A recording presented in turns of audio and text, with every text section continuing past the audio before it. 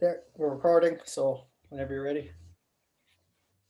All right, so we're back with Rhino Rants this week, and we've got a couple of lads from the north this week. Kevin Gary from Cusian and Lurgan. Thanks for coming on, lads. Great to have you on the show. Yeah, cheers, Andy. Good to be on, Andy. Thanks for having us. And just before we sort of get started in the question, what we normally do is we'll ask a few questions that have been put on the Instagram story. People maybe have questions that they're interested in use, lads, and we'll get round to that in a second. But just tell us a wee bit about what you are at currently. Obviously, with the restrictions and stuff, things are a wee bit tougher to get practice in jiu-jitsu. But I guess you are probably blessed in that you are brothers that both have the same passion. Yeah, it's definitely good. We've a third brother as well who does jiu-jitsu. So there's actually three of us. He's a bit younger.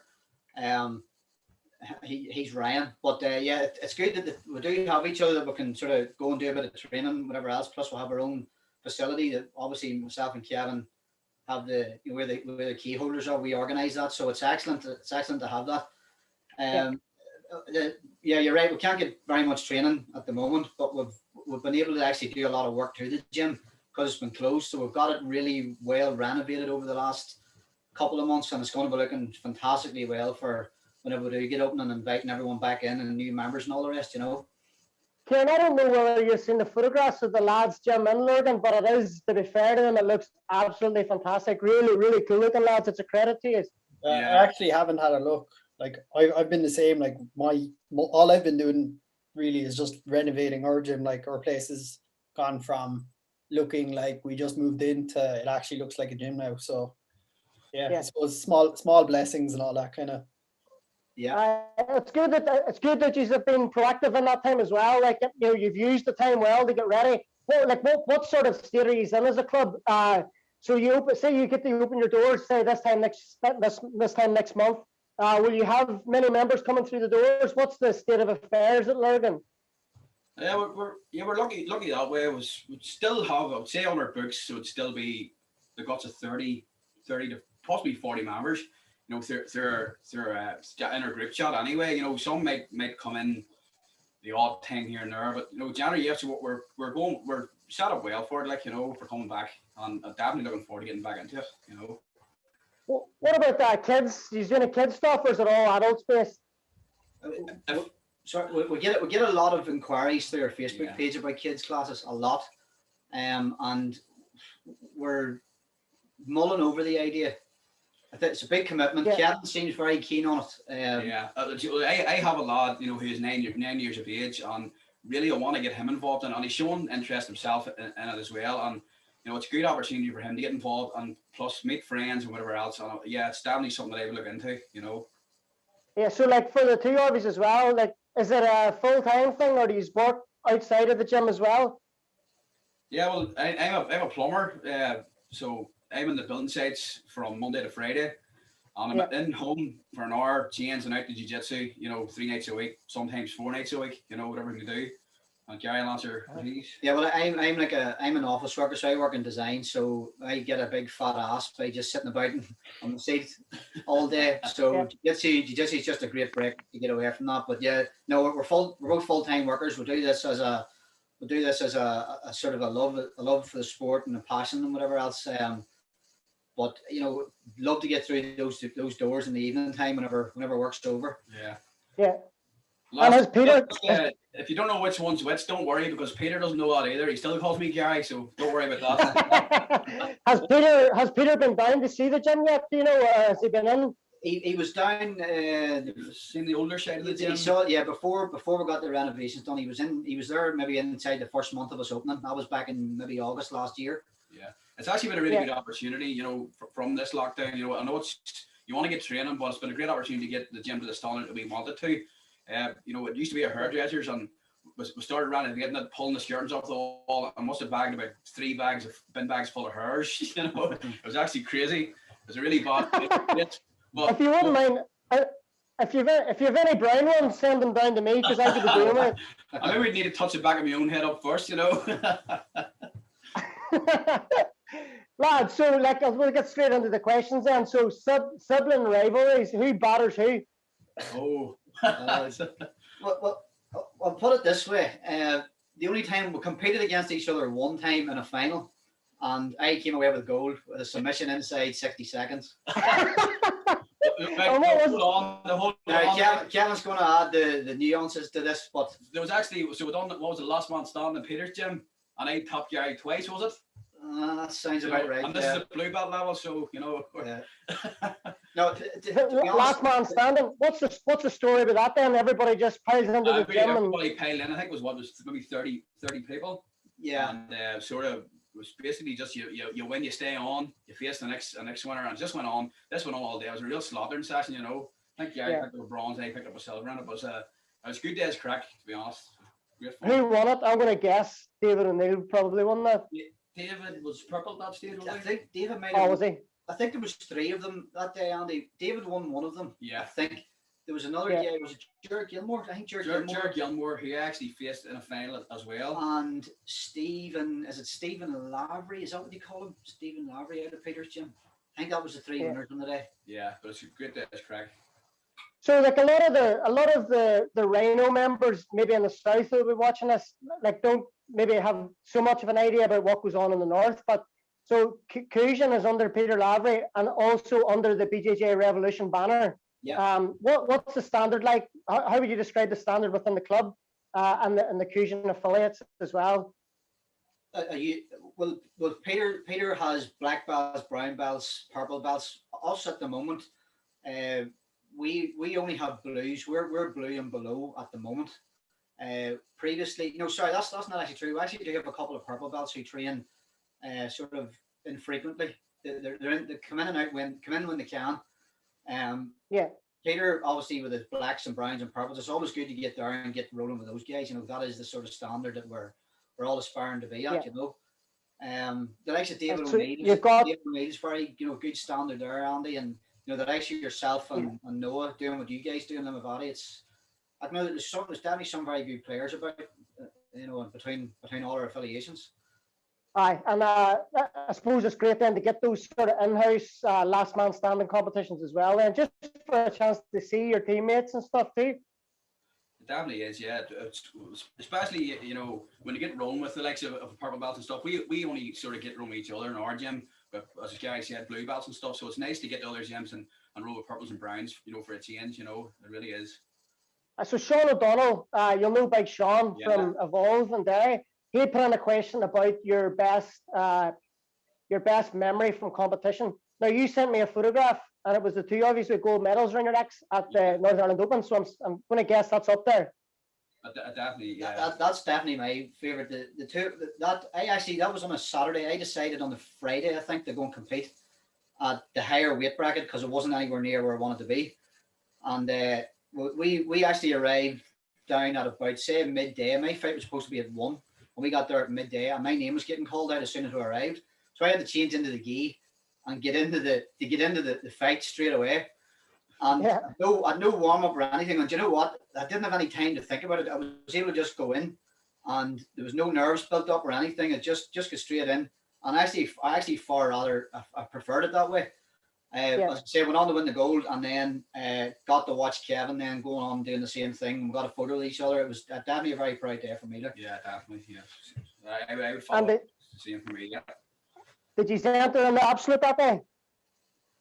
No, Did we what? Sorry. Did you go into absolute? No. I never actually competed in absolute. No, No, I haven't either. Didn't bother. No. What weight do you both compete at? Ideally. Ideally, we're both 82, so we're both the same age bracket, the same weight category, the same belt. So it do compete against each other. But that day I competed at the higher bracket. Yeah. Yeah. Oh, you're not a Master 2 now? No. Oh, you will, or Oh yeah.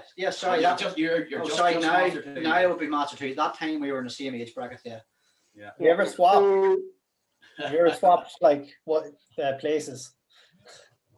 Well, Sounds yeah. like a good idea, doesn't it? As I said about Peter, he doesn't know, he doesn't recognize which one's which. We might as well just do that, you know. yeah. What was it? There was another question I was really interested in. Right, that was from Oshin at Compound, and he was saying, you know, what's the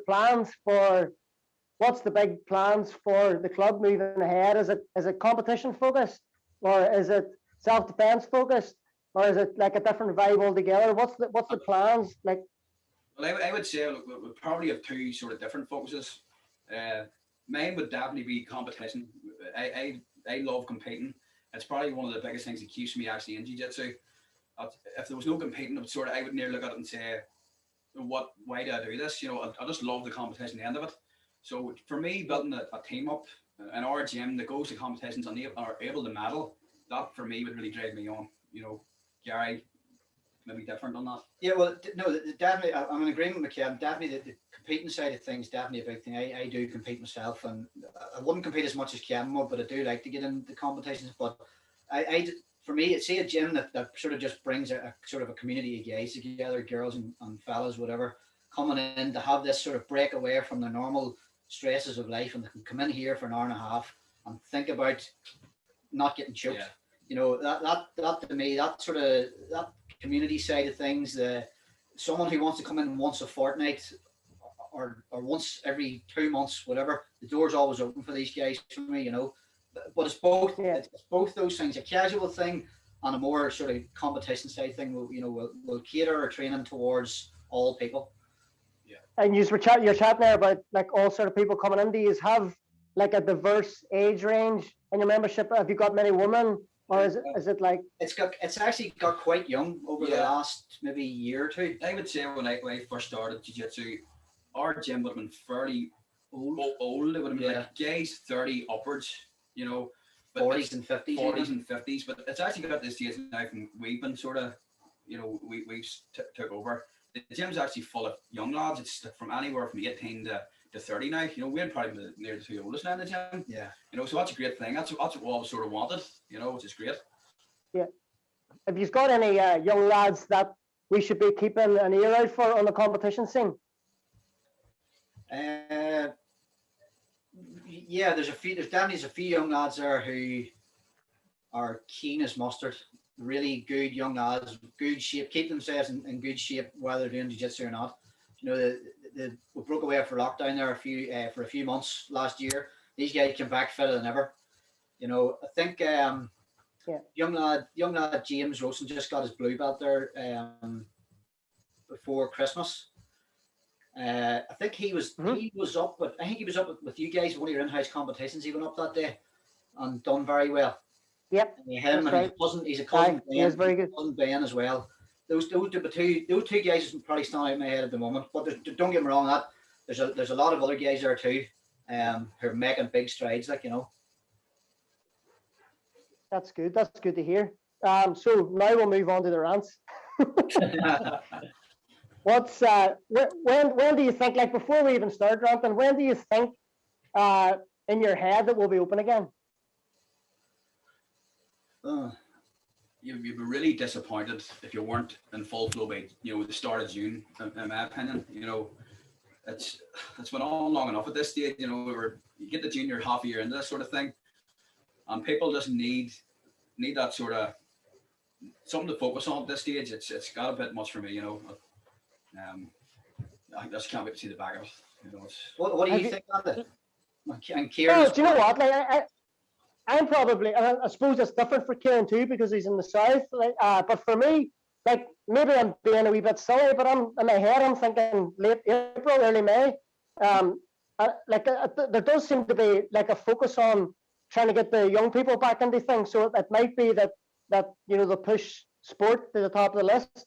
And I'm hopeful for late spring. Like I'm in my head, I'm thinking May at the latest. But like I could be completely wrong. I'm not sure. What do you think, Kieran, for down there? I think the south is fucked. Yeah, you guys. Well, use are way behind us in the vaccination percentages. I think. Like we're, like I don't even know. Yeah, we're not doing well at all. Yeah, there's like a shortage with the vaccinations and that's all sorts. So I don't even know. They're supposed to be updating us. Is it the 5th of April? There's another update. But like at this stage now, I'm thinking maybe May if we're lucky. But hard to know. I'm gonna risk delving into like a conspiracy theory territory by saying this, but it definitely looks as if go for it. It looks as if it's seasonal, at least worse in certain seasons, and like it looks as if it's worse in the winter time. So like all being well, like deaths and cases will continue to drop anyway, just because we're coming out of like the winter season and Yeah, into the warmer weather. So I mean that could be a good thing as well. yeah. Hopefully, like it's. I don't even want to get into it now. It'll get me ranting. They're supposed to be ranting, not me. Yeah. Well, no, Like, on the seasonal thing, Andy, I totally agree. I've thought that for a long, long time. I think I don't know the guy Ever Cummins. Do you ever see him on YouTube or? yeah, he's very good. Yeah, well, he came up with this that it was going to be a seasonal thing, and he has yet to be proven wrong on any sort of thing that he's put forward, as far as I can see. Well, the other thing as well is like even if it wasn't seasonal, like the hospitals are busier in the winter time anyway. So like the hospitals always be busy in January anyway with like flu and stuff like that. So even if it wasn't seasonal, you would expect that there would be less stress on hospital beds anyway coming into spring and summertime. Able to cope, yeah. Yeah. And that's what it's all about, isn't it? It's about like saving the NHS and keeping hospital beds low and stuff. So you would hope that I'm trying to be really careful about what I say because I don't want like Andy Ryan giving me a battering the next time I see him for being too The way I see it though, I mean, jiu-jitsu has brilliant benefits for physical and mental health, and you know, surely these are the type of things that you should be aspiring to achieve. You know, good physical and mental health. You know, rather than worrying about the thing that might happen to you, why not aspire to get something good in your life? Yeah. Definitely. It does, like, I don't know, like, if you've been talking to many of your friends and stuff, like, during the last few months, but there's, like, the general feeling is a downer, like, everybody's on a downer, and, like, exercise and keeping fit, people go to, like, I've went to a gym my whole life, but the reason why I go to the gym is probably far more mental than it is physical anyway. So, like, it doesn't, there's definitely a reason why there's correlations between people being in a far worse mental state now and with the gyms and stuff being closed. Yeah. It's just you look at society and you think to yourself, everything's just catered towards being unhealthy. You know, you look at McDonald's is open, you can go and drink the head off yourself, you can sit in your house, and there's no real exercise there for anybody. It's all right saying, you know, if you live out in the countryside, what are you going to do at night? You're going to go out for a walk on a dangerous road. There's not even a gym open for anybody to sort of head and do a bit of training. You know, it really needs to be looked at. Get the priorities right. And fitness and mental health has to be at the top of that, you know. Kieran, if you were, like, say you were given the all clear, Kieran, to open next week, do you think that you would have most of your members back in again? Yeah, 100%. Like I'm getting messages daily off lads wanting to come back. Like it's hard as well, like, because you know they want to come back training. Just shit, like, because all I want to do is open the place up and let the lads in, but can't do it. I was speaking to a girl who runs a gym. Like, it's not a BJJ gym; it's a small, like, personal training facility in Belfast. I was chatting to her yesterday, and she said that, like, normally out of the pandemic times, in a normal time, she would turn over about $2,000 a month. And whenever she like adds up all her furlough grants and stuff for eligibility for money, she's clearing over $6,000 a month at the minute. She's like, I don't want the gyms to open. This is great for me. Yeah. I can understand that. But I mean, like, that can't be sustainable. There has to be a big brick wall that the economy's running to if that's allowed to keep going. Like, yeah, this is maybe the new RHI scandal then. it might be. Like, I just want to get the gym open. I am absolutely scunnered. I had a post up on Facebook tonight, and like, we have a messenger group, just I'm sure the same as you lads as well. Like, we're all three of us run gyms now, BJJ clubs, and like, everybody just wants to get back at it. Yeah, it's bizarre. So like, that same question back to you then, Andy. Your guys would all be in the morning then.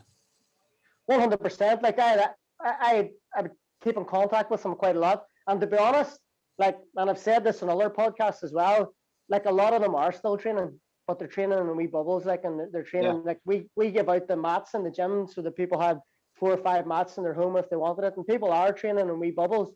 And you're like, I think part of the problem too is that there's probably a lack of honesty around that with people. So like there's this perception that everybody's following the rules, where I think if you just took the mask off, a lot of people aren't following the rules anyway. So it make you wonder about the numbers and stuff like that. People want to train, man. They want to get back and they want to be in the group. Like whenever I go to a jiu-jitsu session, I go there as much as anything to talk to people, see people, have a crack, and like that's really important to me. Like things like the two of you have been at seminars with me, and like that's part of the whole reason why we do this, is just to see people and feel new bodies on the mats. And it's just like it's gone too far. It needs to get back to some. We can't not live for the fear of dying, because that's a year out of our lives now already. How long are we going? Like that's a year gone that we're never going to get back again. I'm going to shut up now. Andy, we can ask you questions, yeah. The podcast will go on all night. I just want to ask you a question, Andy. So, like, me and Gary obviously started up, or we took over from John and Stevie. Two good friends of ours. And Pee Wee, there has something to be said about those guys. Like those guys done a great job with sort of getting the Lurgan gym up and running. Starting off in Craigavon Leisure Centre, John and Stevie running it with Peter's help to begin with, and then sort of Stevie sort of wanted to step aside a bit, and John and then his brother James, better known as Pee Wee, you know, they got it moving and kept it going. COVID hit and sort of put the brakes on a wee bit, and you know, for genuine good reasons, they sort of had to. They then wanted to step aside too and handed the reins over to us. So we were very lucky to walk into the gym. But this was leading to Kevin's question. I just wanted to wonder, like, you know, how did you find sort of starting off your gym from sort of scratch basis of having sort of nobody? Did you find that difficult? Did you find it sort of you had a few people there ready to start? Well, whenever I started, there was already a group of us that were training in a house privately, and there was maybe like all in maybe 10 or 15 people training privately. So like the thing about it is too, like things grow exponentially. If each one of those 10 or 15 people tell all their mates and they bring one mate each, there's 30 members already. Yeah. Do you know what I mean? And like the Limavady, for combat sport, Limavady's been a bit of a sleeping giant, really, because Jason McCabe had Evolve in Limavady, who now runs Rhino Dairy and Evolve in Dairy. For whatever reason, he left Limavady at a stage, and there was a gap that sort of stayed there and needed filled again. People had been messaging me for a long time, so I'm quite lucky in that there was already a lot of interest in BJJ in the town that I'm in. Like there's another club, there's a Torres club in Limavady as well, with some really good guys in it, and so that BJJ is something that always would have been talked about in Limavady, and there always would have been an interest in it. So it wasn't so hard to kickstart it again. Now I was also lucky in that whenever I was working in the CrossFit gym, one of our members in the CrossFit gym was Gavin Kelly, who was a pro MMA fighter, fought on Cage Warriors. So he agreed to help me out when I started. He's a jiu-jitsu blue belt, high-level wrestler, and a professional MMA fighter. So that made it a lot easier for me at the start. I had a name that I could put along with me. He was already very well respected in the area and stuff like that. So I was quite lucky whenever I was setting up. I also had Jason that I could have called upon whenever I needed him. And then like people like Andy Ryan and Peter Lavery were always the fine. Like I would have contacted Peter about things like insurance and stuff like that setting up, and he was very helpful as well. So we're quite lucky in our affiliate that we have a lot of help coming from different angles if we need it. Yeah. So it wasn't too bad for me. I'm sure Peter's been a big help for you as well. I definitely has. Oh yeah, definitely, yeah. You know, yeah. Just looking forward to getting them down more regular after the COVID. It goes away. No, just looking to get them down. The other thing as well is like you've got good affiliates. So like if you look at what Becca and David's doing in Ballymoney, they've got a really good thing going there. I'm sure they'll help as well. John and James were really well known too, and really well respected as well. I've trained quite a few times down in their old place in Lurgan with them. That's right. Yeah. Two killers as well, man. Really good grapplers. I hope that you're able to get them back involved again at some stage. Oh yeah, hopefully so. Yeah. They're more than welcome anytime. So Pee Wee sort of got more of a bad injury to his knee. That's what sort of has him out. You know, John's had back problems too as well. You know, like, get a lot of injuries in the game. You know. It depends how you play as well. Like I was actually chatting to somebody about that today. Is that jiu-jitsu is a brilliant sport, and that it suits everybody's personality and how they express themselves. So you can be a really cerebral person and still have a really good game. Yeah. True. Yeah. So but they're two killers, and like if they're watching, hello, I have a lot of time for them. Yeah. And as I say, I've had some good roles with the two of them, like good lads. Anything else you want to jump in and shout out before Okay, you go? What about Kieran there? But I don't know Kieran. So Kieran, tell us what about your gym, or how you got involved in running it, for example? Yeah, I've been running T45 now 3 years.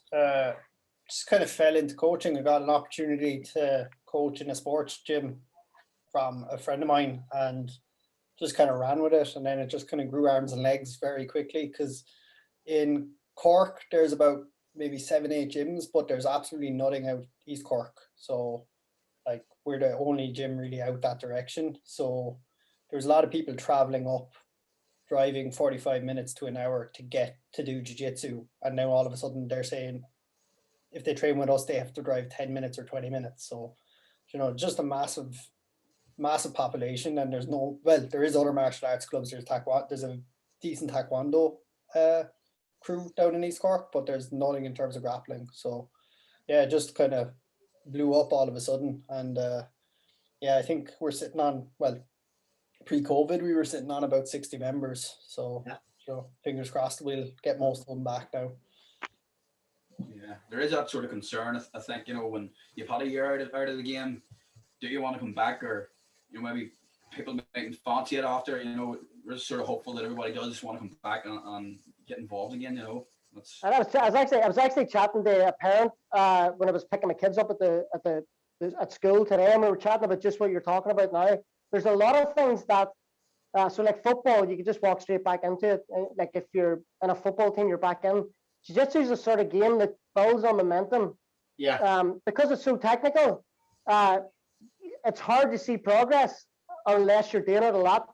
And whenever you are forced away from it from a year, it is going to be difficult for some people to get back into it again if they haven't been doing anything for the last year. So I completely get that, how somebody would be a wee bit anxious about that. But at the same time, people are going to be champing at the bit to try new things as well. So there's going to be a market for a whole new niche of people as well. Yeah, definitely. Yeah, no doubt. So hopefully we all get our old members back, and new guys through the door. And I'm sure there will be a lot of people busting, to get into something after COVID's finished, into something new as well. And just hoping to sort of march on from there. Definitely, because it's all about, like, coming out of this. It's all about things that you can do to make yourself healthier, and like, why would you not be choosing Brazilian Jiu-Jitsu as like a potential thing to get you fitter and healthier, and you're learning a good skill at the same time. But I honestly think like young people is going to be a huge market, and I think it's something that you could be looking at on down the line as well. Yeah, the indications would definitely suggest that for us at the moment. I've been talking to myself back and forward for a good month now about getting kids classes going. As Gary was saying earlier, the amount of sort of response we were getting on sort of inquiries about it, about kids classes is unreal. It must be bordering 60 people in the last sort of 4 or 5 months. So it really is. So do you run kids classes? We're setting them up. We've all of Garda vetting, all that stuff done, and then COVID hit. So had everything lined up. We're gonna kick them all off, and then. But we have a waiting list. Oh man, I'd say there's about 20-30 names of kids on it, like that want to train. But as soon as we're back, we'll just have to kick it off. Really, yeah. I don't know. Will it be harder for the kids to come back though? Because like you can kind of go back with restrictions for adults and tell them you're in your pod, but like kids won't listen to that. Like kids just want to play with each other. So yeah, it's very hard. Just close it.